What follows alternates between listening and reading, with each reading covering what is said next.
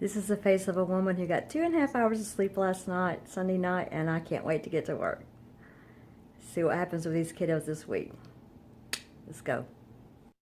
So as you may know, last fall I left a job where I had been at since 2008. I worked for them adjunct before that, and then started as a pro rata teacher, and then was starting my 10th year there, and was going to be up for promotion and tenure, which I was fully expecting to and reassured that I would get.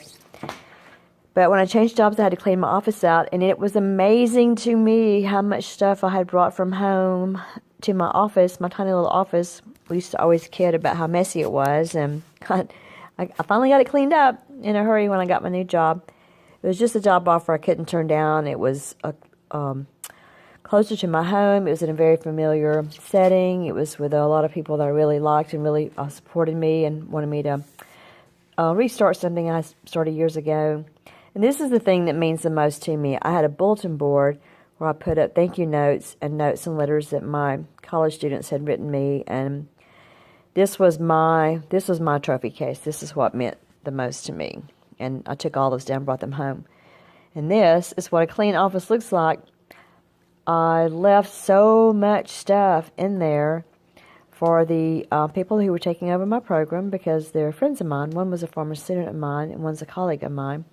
So I left them very well set up to continue on with the classes, continue on with the students who were graduating in the spring, and to continue on with the program and my advisees because they're going to be my colleagues, and I just think that's important. Here's my very last invitation as a college professor, assistant college professor.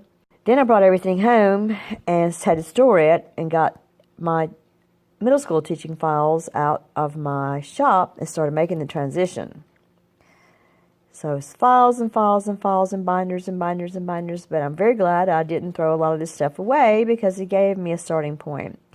This is the way I get the most compliments on my hair. It still looks a little stringy to me while it's growing out, but a bunch of middle schoolers this week said, "Oh, what did you do to your hair? It looks so good." And I said, "I washed it." So it's hard to try to find time to wash your hair when you're up at 5 o'clock in the morning and it takes so long to blow dry and all that, but I'm trying to schedule in some Wednesday night spa days to do that, so let me still see it clean 2 days out of the week, right?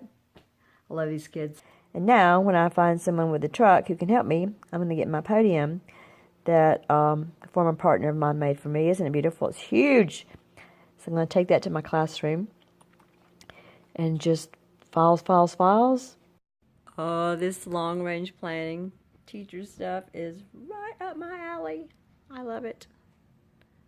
I love sketching it out and then having a plan and having that plan completely disrupted by new opportunities. I didn't start out that way, but I learned to be that way. But I love to have a plan. I started making lesson plans again, which are easy for me. The hardest thing about making lesson plans is the decision making because there's just so many possibilities for a lesson plan, and you just have to suit what's going to be best for your particular students that you have the resources to implement. And yep, this was my grade book from Litchfield when I taught there back in the day, and we just had binders, binders, binders, and I admit that I'm a binder queen and couldn't resist putting this Dilbert cartoon on the front of my planning book. Teacher nerd, organizing professional development files, and find that you've already made file folders with labels for the rest of your teaching career because my mama taught me to plan ahead. Isn't that great? I'm a nerd.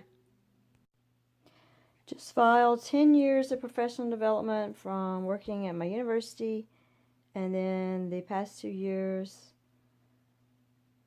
and my promotion and tenure documents, including my proof of service to the university, the college, or the school now, and the community, my letters of support, my scholarly activities, my proof of quality teaching, all my professional development, proof of advisement, copies of my annual reviews, except for this year and last year because I never got that back from my supervisor, but I had everything in here ready to go for promotion and tenure, but I changed jobs.